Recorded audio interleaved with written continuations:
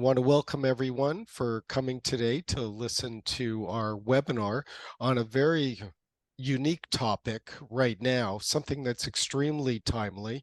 I mean, right now we see cryptocurrency becoming a mainstream adoption. It's being used everywhere, but yet there are major implications for consumers, for the financial system, for how we do business on a daily basis. There's talk of governments creating their own cryptocurrencies. So we have the benefit today of having some real experts in the field, both from Washington and also who are actively involved in investing and managing money in the cryptocurrency world.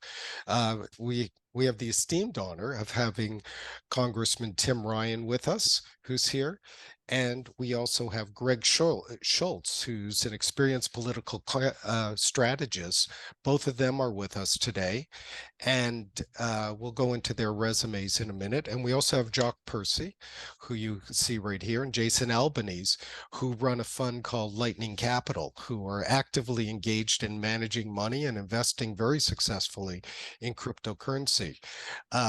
We're going to start shortly and go into some questions and talk about a little bit about the cryptocurrency industry and what's happening in Washington today and where the US government is looking to position itself. But just to give you some quick backgrounds, a number of you who are attending today probably are very familiar with some of the panelists. Congressman Tim Ryan, of course, after serving 20 years in Congress for the great state of Ohio, he has taken on several roles in the crypto industry. He's worked on the board of advisors of Coinbase, which I'm sure will bring forth a number of potential questions. They've been very active in the news and certainly a company that's grown very quickly and has a unique strategy. So we should be hearing some very interesting things from him on that, as well as what's happening with our illustrious SEC chair, Gary Gensler, and what he's up to, because he's been very anti-blockchain and cryptocurrency, although the new ETFs did get finally through the system, so it'll be interesting to see where those go. Greg Schultz is here as well. As I mentioned, he's a very esteemed political strategist. He was really given accolades for his leadership role in getting President Biden elected in 2020. So we'll be looking for him for some insights of what's going to happen in a few months, I guess, coming up. He was also appointed as executive director to the president's 2020 American Possibilities Political Action Committee. So very plugged in Washington. Jock Percy is the co-founder and general partner at Lightning Capital. He has a PhD and in economics and over 20 years in capital markets experience. He's received multiple accolades, including Rising Star in Trading and Technology, 40 Under 40. He, like myself, is a YPO member and Young Presidents Organization, and he's very active in the YPO Manhattan Group. And last but not least is Jason Albanese, who's a general partner and co-founder of Lightning Capital and a proven Inc. 500 technology growth equity CEO. He's prior to Lightning, he co-founded Central Digital, an industry leader in digital transformation, serving S&P 500 companies. He's grown a number of other companies. Jason was number 34 Inc. 500 and was the number one fastest growing company in New York State at one point in his career. So we have quite an esteemed panel here, and I'm going to turn this over to Jason and let him kick off with an introduction of where he sees the market going, and then I'll let you lead it from there, Jason, if that's okay. Of course. Thank you so much, Milton. Appreciate that very thorough introduction of everyone.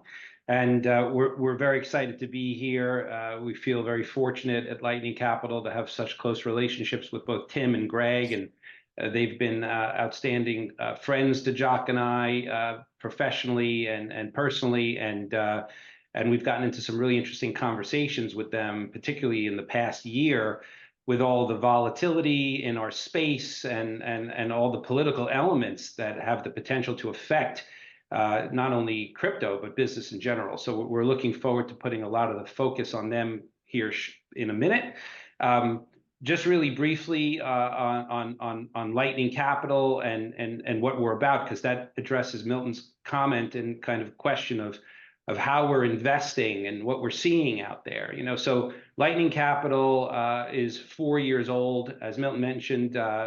Our founding partners, myself, Jock, and Charles, we all go way back. We know each other for greater than 15 years, and we have fairly proven track records in technology and capital markets and investing in really growing technology businesses. So when we started to look at creating Lightning and building a digital asset management business for our LPs, we were really looking at something that we wanted to have a long-term view, be very technocentric in how it invests.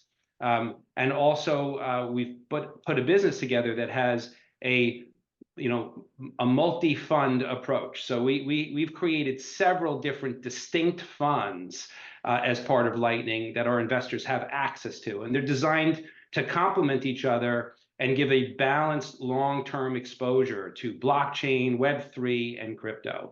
And I would say for me, as an investor in this space with a long-term view, who's built and sold real profitable technology companies in my career, I think the biggest misnomer about crypto and the word crypto is the extension of the word currency attached to crypto.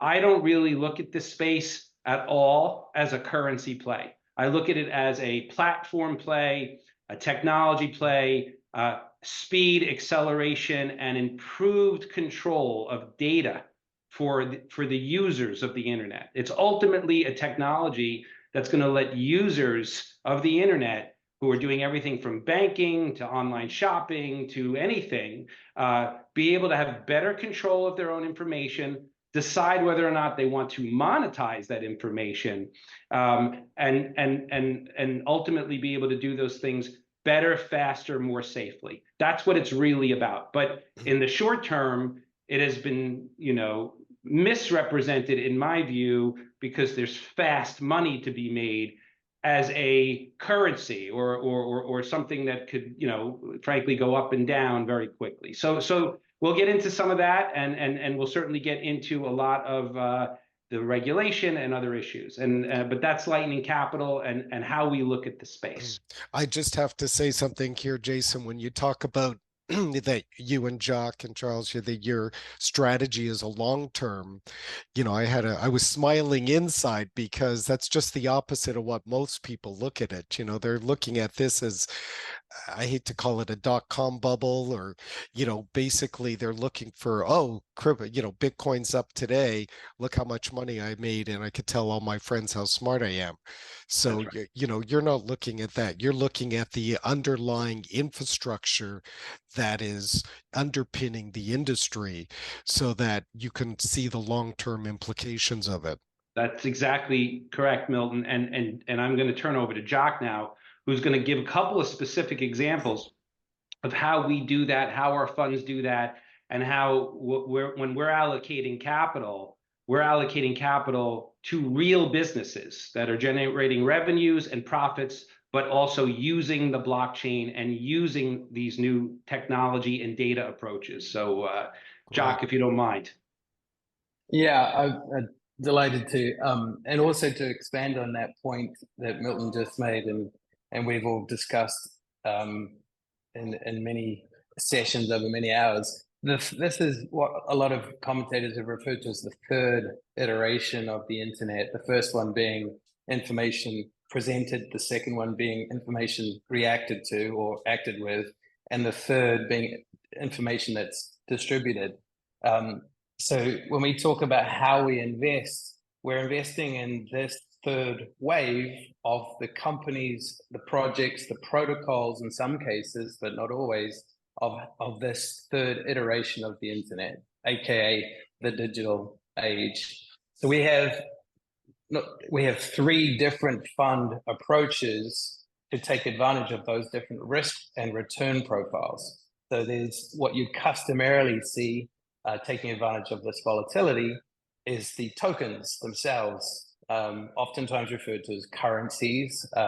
Mostly they're not. In fact, I would say that 99% of them have no currency value, no utility value in most cases. And then that cohort would include the names you do know, like Bitcoin. And Milton, you mentioned the ETF, which actually is my first question to Greg and to Tim. Then the second way that we invest is a fund we call Systematic Arbitrage and Yield Fund. And this is where the market inefficiencies that are always apparent in a new asset class are slowly but methodically improved. So market inefficiencies, the process of taking advantage of them, which is how we invest through this fund, is actually profitable and successful in terms of return for our LPs. But those market inefficiencies improve for the betterment of all the technology base layer.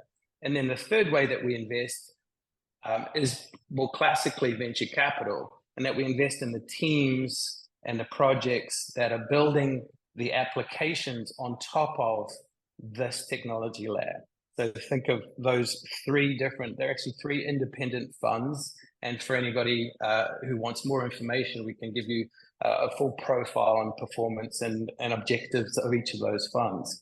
But so the third fund is what I'll call the picks and shovels. That's right. What makes the system run, and exactly the other two, because of your knowledge and some little background, like Jason's PhD in economics, and I'm sure mathematics that you all have, you figured out how to take advantage of the arbitrage as well, the difference between the less sophisticated players in the market, and the differences, because this is a global market, it's going to have, then there's so many thousands of exchanges, I think, that are out there that you can take advantage of. That's precise. That's absolutely accurate. And that number of venues, counterparties, and projects or tokens will eventually narrow down to the winners versus the losers. But between now and then, those market inefficiencies, we take advantage of those in at least two of those funds. The picks and shovels is really the interesting part, because we've seen the greatest use case so far for blockchain technology, which is this idea of distributing compute and data and ownership and value. The greatest use cases so far have been around decentralizing finance, which has obviously caused concerns in Washington and in certain other markets around the world, New York, London, Frankfurt, Tokyo. And the second greatest use case was the tokenization of central bank currencies. And with that, and with all the hype around that, like Bitcoin's going to replace the US dollar, which that's not what this is about, in our opinion. But with that, I'd like to hand over to, or at least ask the question of Tim and Greg, with your permission, Milton. Like, yes, please. How did we get from let's ban this to a regulatory approval for an ETF and a discussion around the tokenized US dollar?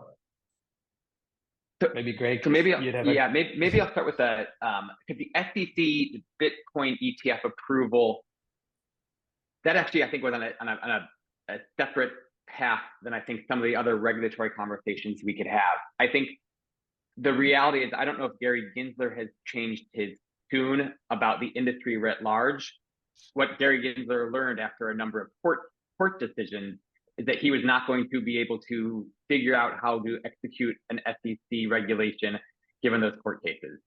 And it was because I think he felt his hands were tied that those Bitcoin ETFs were approved.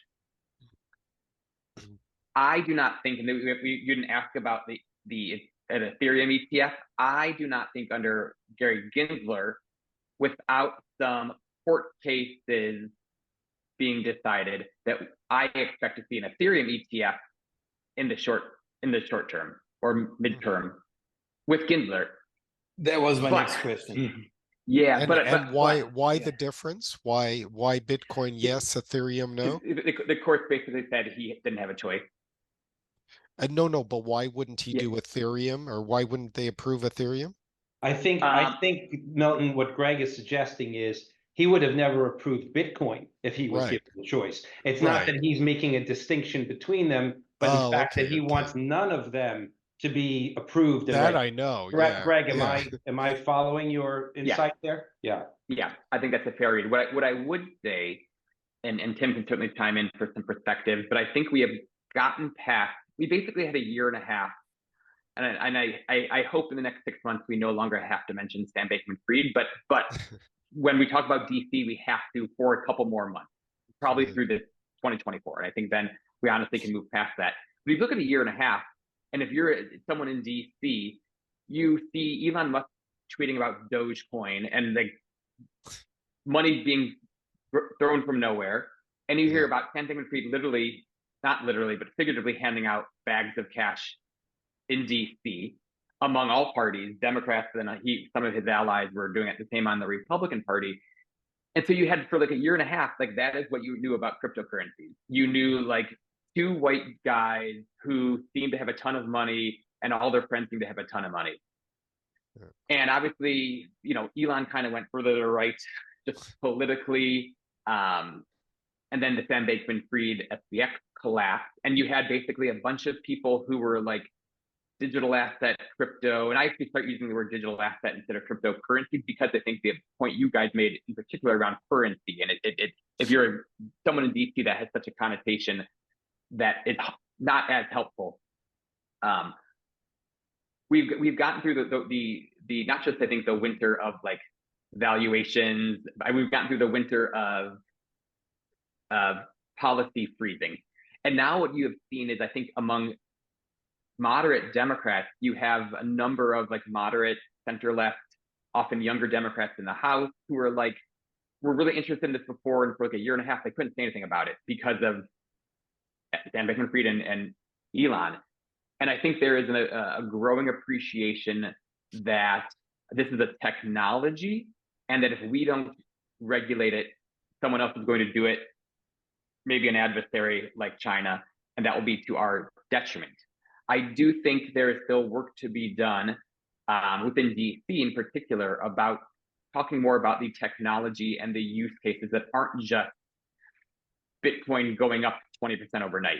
And part of the problem is it's hard to compete against. But I think for the first time in a few years, you now have willing audiences. Tim and I were on the Hill a couple of weeks ago talking to almost a dozen House Democrats who were like, I think I like this, but tell me why. Like, but I need reasons why. And we are still at a level of like blockchain, decentralized, immutable. Most people legislating still don't really understand the immutable and decentralized. And so we at least now have an opportunity for those conversations. And I think Milton kind of just about like the ETF approval, by whatever means it happened. And I think where there are probably some people a year ago who were like, we're going to destroy this industry. They're not saying, unless you're Elizabeth Warren, and I'm just going to put her in a box, hopefully, for that. Unless you're her, you're not saying that anymore. You still may be like, I don't know what this is. I don't think I trust it, but you aren't going to say, we're going to get rid of it. And that's, I think, a big difference that a year ago, I wouldn't have said that wasn't a prevailing thought or wish, or there are probably members who didn't think it was just aspirational, let's say that. I saw her on TV just an hour ago, and she was talking about something else. So she's on another topic. Yeah, she'll come back. Yeah, she'll come back to this one. Yeah. So Tim, if I might lead you down a path here with a borderline unfair question, let me throw it out. I mean, to Greg's point about Gensler and how tough he's been on the space, I think it's fairly well known that he was an MIT professor who literally taught a class on crypto. So you cannot say, like you can maybe about some other people in politics and other professions, that he does not understand it. He understands it extremely well. I'm wondering what your thoughts are on why he's so negative on it. I mean, is it political? Is it intellectual? Do you have an opinion?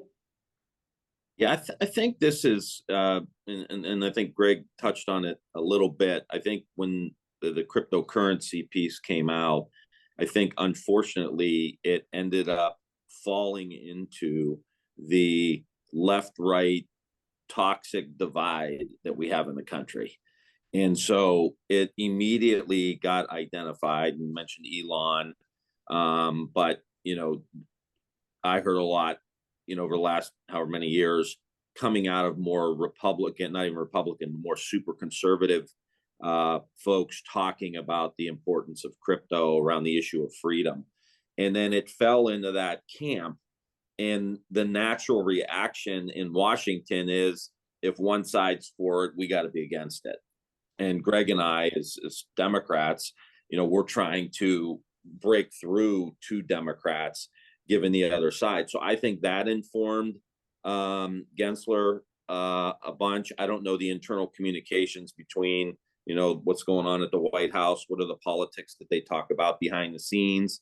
I do think Elizabeth Warren has had a significant impact on their view of how to look at these technologies. And I think that's hurt as well. But the bright side here, and Jason, I love you guys, and I appreciate how you just from the start are talking about the technology and the impact, and that not getting locked into the currency. And I think if we're going to get, and I think when we talk to Democrats, like Greg said, we've been on the Hill, and we're pushing these initiatives. When we talk to Democrats, that's what those younger Democrats are seeing, right? They've watched the boom and the bust, and they've seen that, and they know it's not just that. And so we have to just continue to tell the story, because these younger Democrats, I think, instinctually want to embrace technology. We tease that, Al Gore invented the internet, so Democrats should be for this stuff, right? But the reality is, we have to continue to get that story out and let that be the lead. And in the process, we're trying to swat down, these issues about funding Hamas. And so, we've put together some people with significant national security experience to kind of beat that down, and basically saying, this is more traceable than sacks of cash, and it just takes time. And I think that's where we are. But I think it was that initial kind of falling into the left-right divide, which fueled this.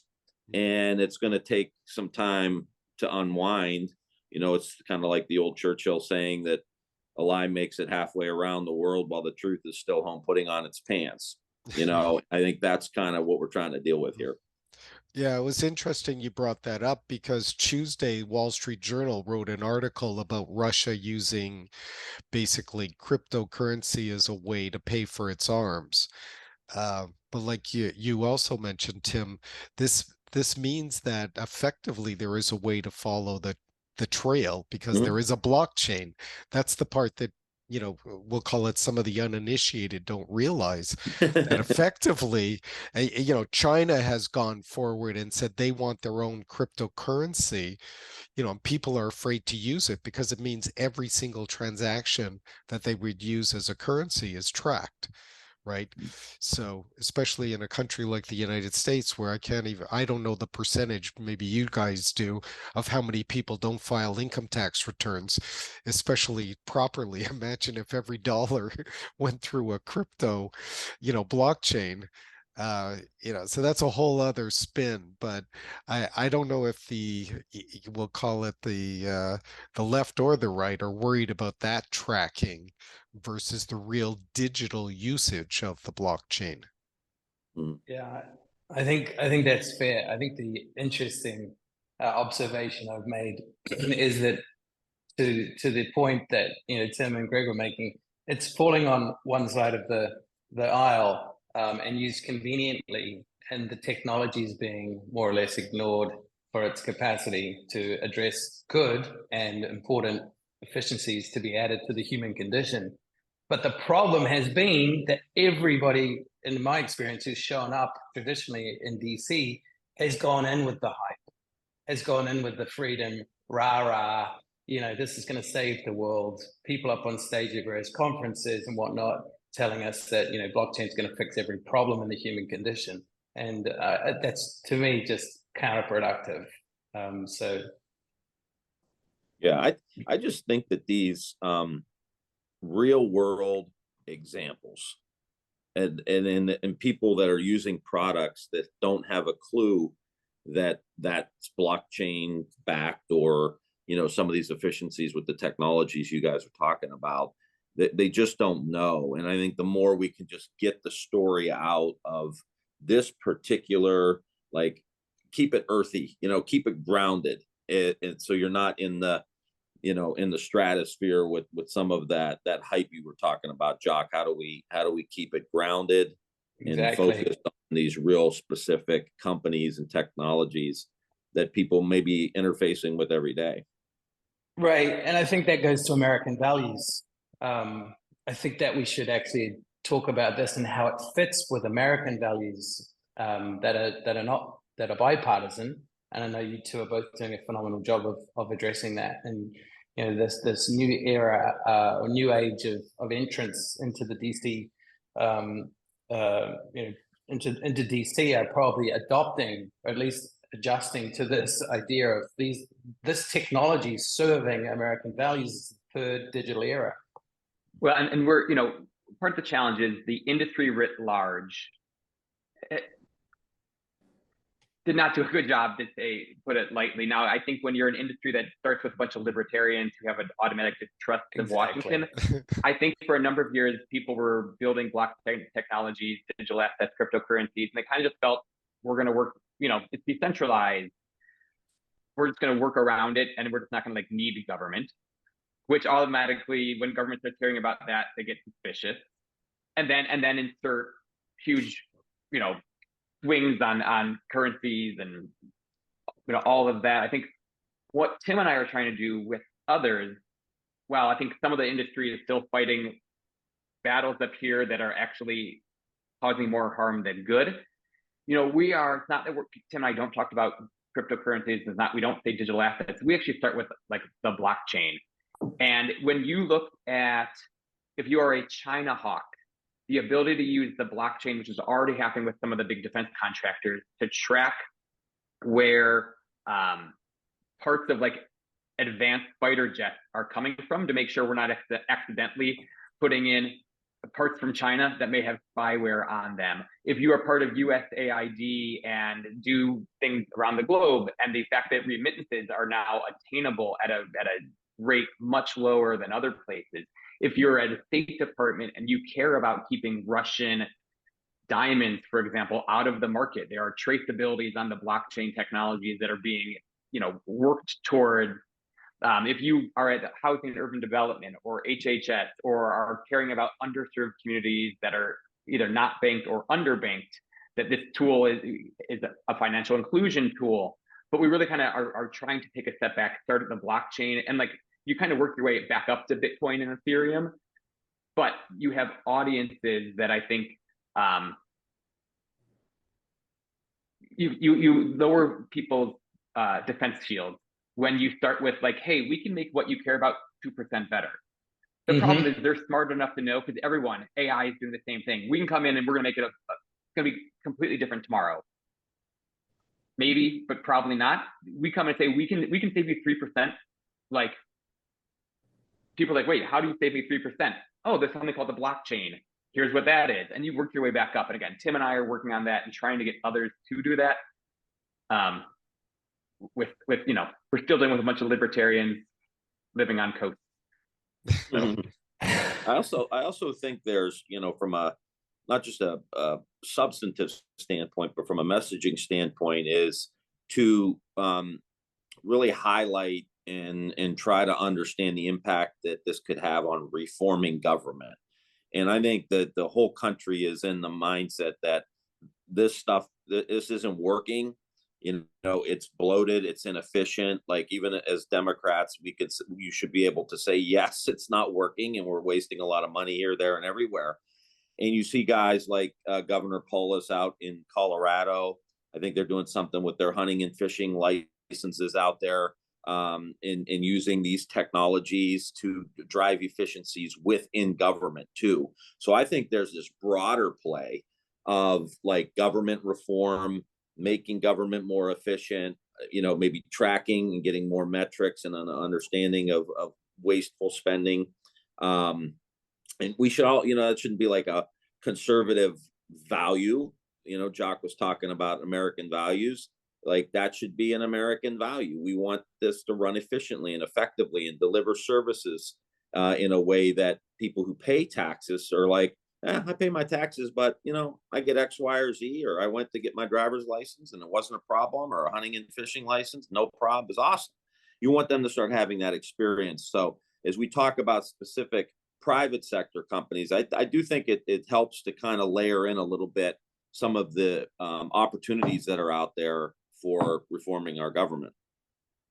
Agreed, and it'd be pretty it'd be a pretty amazing achievement to be able to have transparency around government spending to that degree, where it's sitting on an immutable blockchain, and any citizen, taxpayer, data analytics company, media group could analyze how money is spent, how taxpayer dollars spent, or how hunting and fishing permits or building or land titles or motor vehicle titles, or also any smart contract, for any service could be provided on blockchain technology. Yeah. And then the other comment I wanted to make about the irony of the anarchists, or the original libertarians who attempted to hijack the Bitcoin narrative and the blockchain story, is they're fast realizing that that they're in the minority if they weren't already. I'm wondering, Greg and Tim, if when you're talking to government, do they realize that the blockchain is really a very old technology? The underlying technology is not new. It's been around for 20 plus years. It became buzzword, over the last few years, and obviously growing, because of Bitcoin and people making the overnight millionaire kids, they called them, did a lot of people realize that this is an old technology, not a... I mean, I don't think a lot of people realize it's honestly, I don't think they know it's a technology. I think if you Right. polled the average Congress member and their staff and said, do you know what crypto is? You're gonna get 100% ID, whether they actually give the actual answer may be different. If you say, do you know what the blockchain is? Right. I think you're gonna get if they're answering truthfully, it's gonna be a much smaller number, and the number who say they know what it is don't know what it is. So no, but you just think about I think people also have to appreciate that, Tim, I don't know how many calls your district office got and your DC office got when you were in Congress. I don't know how many calls of those, there were probably about Social Security checks and VA benefits. I don't know if you have a number of how many were about a digital asset or crypto in your 20, and now, In your 20 years. Yeah, I can count on one hand. So if they're not hearing about it, it's not like, if you're not gonna, they're, and Tim's a great example, they're not self-serving of, it's like, if this won't get me reelected, I don't care about it. But if no one is talking about it, Right. Also they don't know they should know about it. So Greg, that's very interesting point, I think, and I'm combining it with a previous point you made. Certainly, you touched on when you talked about Sam Bankman-Fried and his wealthy buddies that are a certain type of example of who's gotten famous around this space, with which I would argue, whether some of those people were criminals or not, they're certainly viewed as already wealthy, already fortunate, already lucky, whatever word you'd want to use.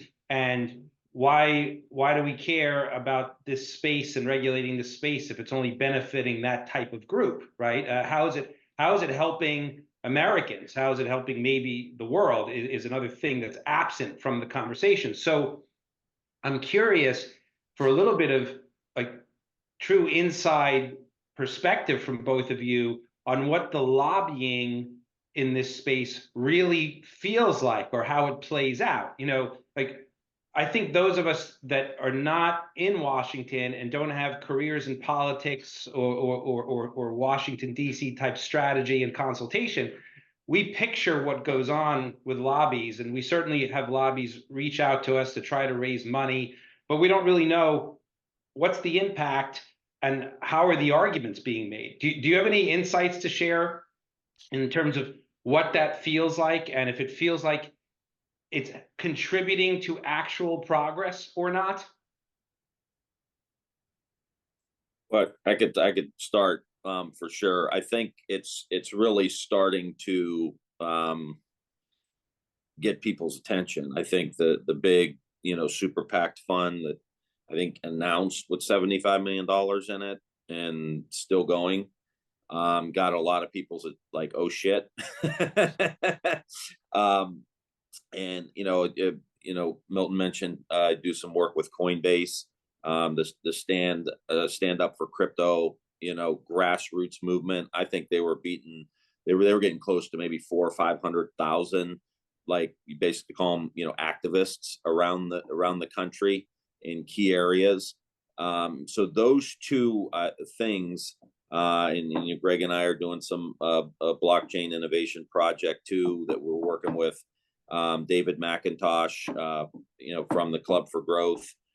People just they just laugh when they see me and David McIntosh together because it's like, what the hell is going on here? Right. But that's what we're trying to, that's exactly why we're doing it, because it gets people's attention. That this is this should be a non-political issue. It should be a pro-American, pro-innovation, pro-technology, and dare I say pro-freedom in the sense of like, liberating, freeing up assets so money can move more efficiently and be spent efficiently. Those are American values. And a side note, politically, I hate to see Democrats cede that territory to anybody. Like that's, we're the party of Roosevelt and Kennedy. We should be, embracing these themes in a very, very big way. But I think those two or three things, the thing we're doing with the BIP project with David, the stand up for crypto, and the big super fund, super PAC, those three things I think are really starting to get people's attention, and saying nobody's calling me on crypto, and I'm going to go hardcore against it when I don't really even understand what blockchain means or the kind of things that you illustrated early on about the different impacts of the technology. Yeah, and I would say Tim's point, up until maybe 6 months ago, I think a lot of the efforts had been either at worst didn't get anywhere. And part of that is because Sam Bankman-Fried and Elon Musk did a lot of damage. And some of it may have just been tactic, were just counterproductive. A couple things, self-serving, but it's accurate. The thing that Tim and I are involved with the Club for Growth, I think is some of the longer-standing blockchain crypto groups are like, can we work with you guys? Because I think they've had a hard time for a while. That is changing. I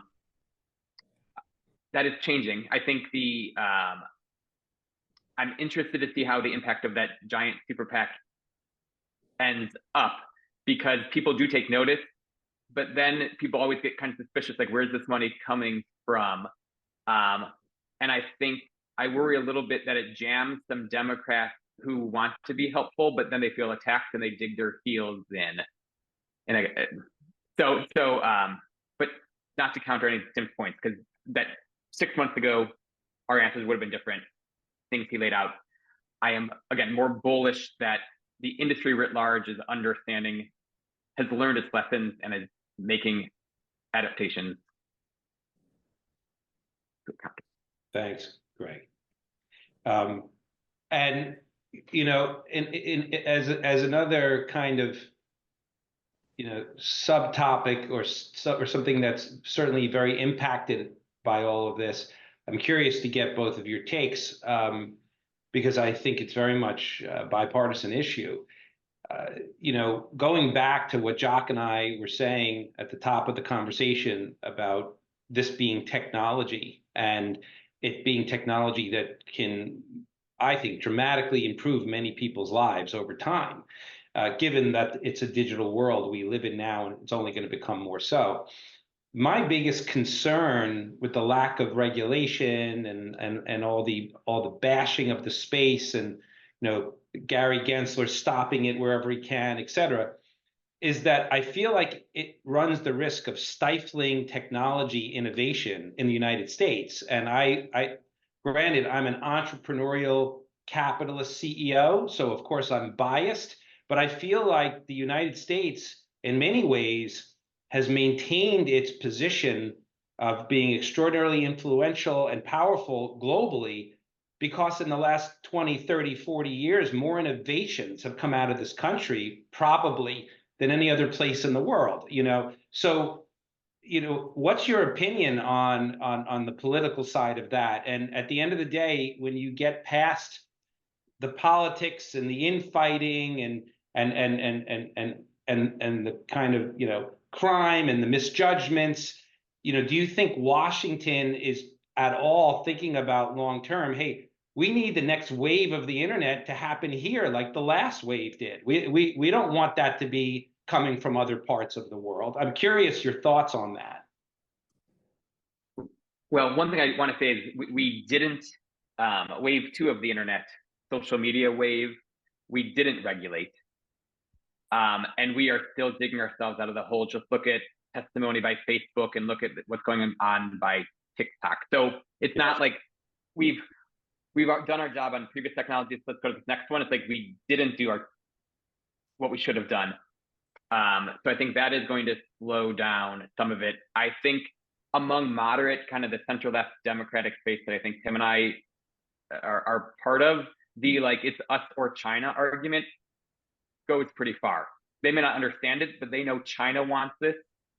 And if China wants it, and China's pretty smart, even though we don't agree with their tactics or their goals, then we should want it. So I think that is a definite American competitiveness, but it's not. And so I want to phrase it in the positive. It's like we have jobs and efficiencies to own here. And also, if we don't do this, people who don't like us are going to do it.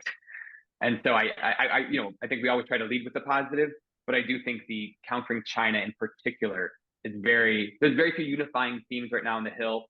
TikTok, Facebook, and China are probably 3 of you actually get a majority of both parties that are going to say, let's do something to address those kind of 3 buckets. And so we should utilize that on the digital asset space. Yeah, I agree. I agree with Greg. And I think, again, politics is always downstream of culture. And unfortunately, we talked about, the original, this getting identified in the left-right divide and get more into the conservative frame. I think the short-termism that is pervasive in our culture now too. It's, next quarter earnings, not everyone's like you guys saying, hey, we want to take the long-term approach here. They're trying to get their stock price up. CEOs are rewarded on that short-termism.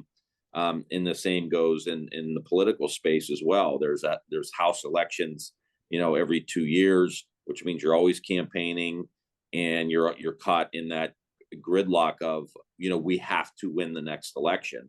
Who in this environment is taking the long view? And I think that's kind of where this is getting jammed up now too. But there are moments of clarity, and we've got to just continue to try to amplify those voices in politics that are supporting it. And I think, again, getting the messaging that's a lot more earthy and a lot more practical into the heads of people. So it's not this big bogeyman out there that's just about scams and bubbles. It's about driving technology to keep America the economic powerhouse of the world, and making and applying this technology across the board, whether it's public or the private sector. Yeah. And right in line with that, Tim, and specifically to your comment earlier, Greg, given the fact that we've had reasonably early stage, but certainly through the hype cycle, adoption of blockchain for the last, call it 15 years out of its longer life.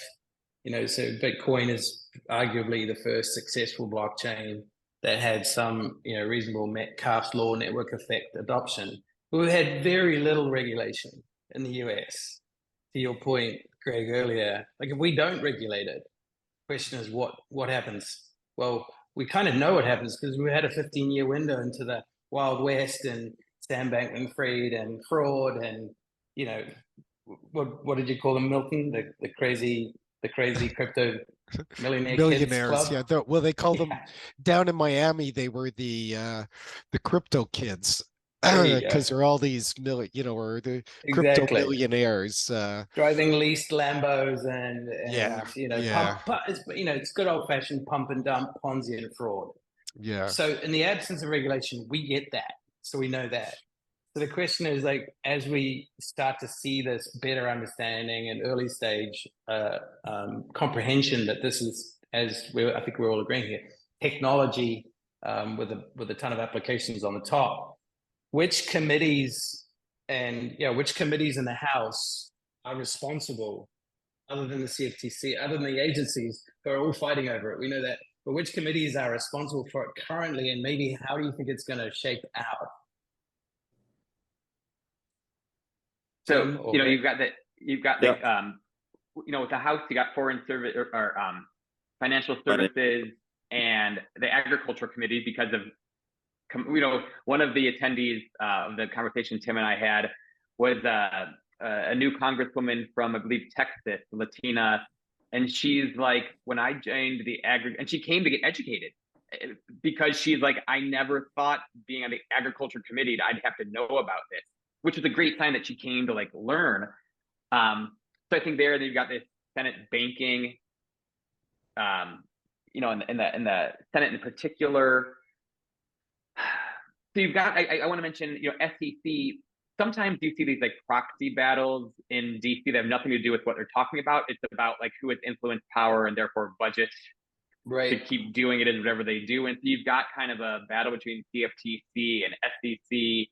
You've got a couple of different places in the House or the Senate where these conversations live. From what the kind of the rumor that's been around for a number of months is there's some agreement on a stablecoin bill. And in the Senate, do you partner that with a safe banking, which is around the cannabis industry? And do you put those together and kind of build your coalition on the Senate side? It feels like you would get enough support on the House. The problem with the House is you've got, an extreme fraction of the party actually controls it right now. And so no one has confidence that you will see that House Republicans, no matter what the issue is. I mean, we look at Israel funding, Ukraine funding. So they can't get important. I mean, not that this isn't important, but real timely things through. No one's sure what the bandwidth is for the rest of the year. I will say that there are probably some unsung heroes that have been communicating with the White House around a stablecoin bill. And it feels like my gut is you wouldn't see a lot of resistance from the White House on at least a stablecoin bill. My hope had been that you would see safe banking stablecoin get through this year. Makes sense. And then, and just another signal. And I think we will get that. Now, is it this year? But that's kind of, I think, the kind of next couple iterations of progress. Makes sense because, and a reminder to all of our participants, the on-ramps and off-ramps using dollars, euros, yen, Swissies, Kiwi dollars, they're in almost every case, they are very well regulated. So FinCEN, OFAC, all the foreign currency control rules and KYC AML are very, very well regulated. Lightning Capital is heavily regulated, and for all the right reasons. So it's kind of an interesting jigsaw puzzle to figure out where this all ends up, given that we've agreed that this is not all currency. In fact, far from it. I have a couple of quick questions, but first of all, on the stable coin, especially if they're backed by US dollars, okay, why wouldn't I would think the US government would want that because I just saw a statistic where they're buying something like 150 billion a month or some huge number of treasuries to back their currency for all the trading, which, you know, the US government needs somebody to buy its treasury bills. So I would think that's a good thing. Yeah, Is one of the governors for the Federal Reserve Board, I think it might have been like St. Louis, actually issued they had done a report on the strength of the US dollar and actually mentioned stablecoins as being a Yeah. possible mechanism to strengthen the US dollar. And we Right. actually mentioned that to some congressional members, and they, of course, had never heard it. They took note. So I think that's just another example of like strength. People are worried about the US dollar and, you know, Yeah. the India, China, Brazil compact and all of that. Stable coins, we should be talking about, like, it should be a strengthening US dollar act. That's all about Right. stable coins. Well, yeah, and Like you it. know, Bernanke made a fortune for the US government buying US treasuries. When, you know, when you issue a treasury and the US government buys half of it, it's not really issuing it, but, you know, he put it all along aside somewhere in a side pocket, and then when, you know, interest rates went low enough, he could turn it around and sell it for billions of dollars of profit. So it actually worked out and helped the economy in 08, 09. But since we're going to shortly run out of time, I want to, I'm assuming, and Tim and Greg, if you don't mind confirming, I'm assuming that we all believe, or you believe, that the government's going to see this as not a flash in the pan, but this is going to continue as a, we'll call it an industry and a technology to be used. If it is, then I'll throw back to Jock and Jason and say, so how best can people take advantage of that from an investment perspective? Where should they put their money that they're most secure to, you know, to benefit from this? So I'll throw it first to Tim and Greg, and then back to Jock and Jason.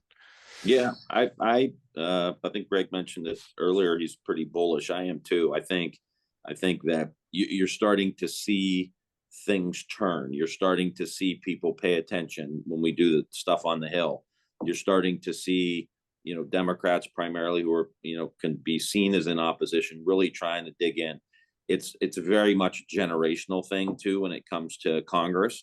And I think the more young people that are younger people that come in, it's going to continue to move the needle, and I think that's how I see it playing out in the you know, near to midterm. And again, part of this has to be is in our hands in how we talk about it. Again, just, you know, putting an exclamation point next to the point about leading with the technology and the pragmatic stuff, and just continuing to beat that drum.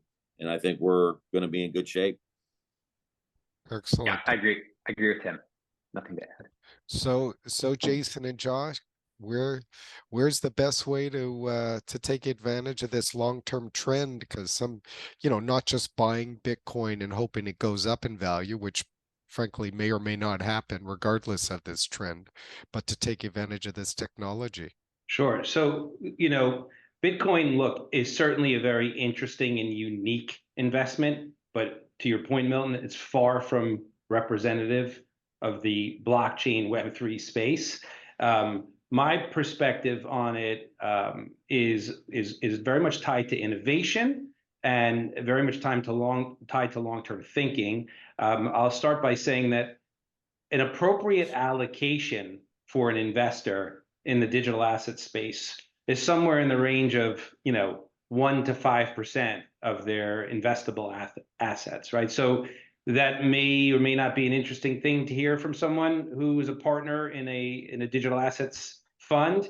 Maybe you think it sounds low coming from me. Maybe you think it sounds high. But the space of digital assets, whether it's crypto or even Web3, it's still early, it's still young, and it's not mature. So I do consider it a relative moderate to high risk asset class. And I think that everyone should have exposure to it, but they need to start with something small in terms of total allocation. And then I'll add that, and maybe Jock will choose to talk about this a bit more as an economist that he is, but I think that the money printing issue in the United States, in my opinion, is both a bipartisan issue and a very significant issue. I think that it's been more noticeable to the average American the last 2-3 years than it was the last 15-20 years. But the dollar of the currency that we're all accumulating wealth in here natively, it's being devalued. And that's a major issue. And from an investment perspective, you need to diversify. And blockchain and crypto, to a degree, specifically Bitcoin, does offer an asset class that's accessible, that gets you out of the US dollar without getting into investing in other world currencies or other types of hard assets. So I do think that these are all serious considerations now and deserve everyone's attention. And it's one of the reasons I think for BlackRock and Fidelity, the passing of a Bitcoin ETF is such a big deal. I mean, I happen to know, because of the relationships I have at many large wealth managers, the JP Morgans, the Goldman Sachses of the world, that their client base have been asking for access to that asset class in an easy and accessible way. So I think these are all major issues. Jock?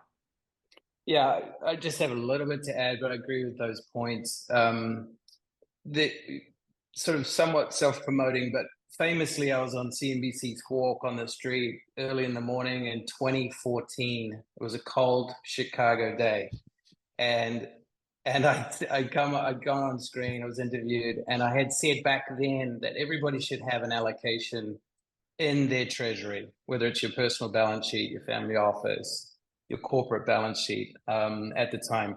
And since then, I've said you should have, to Jason's point, you should have 1% more than you have today.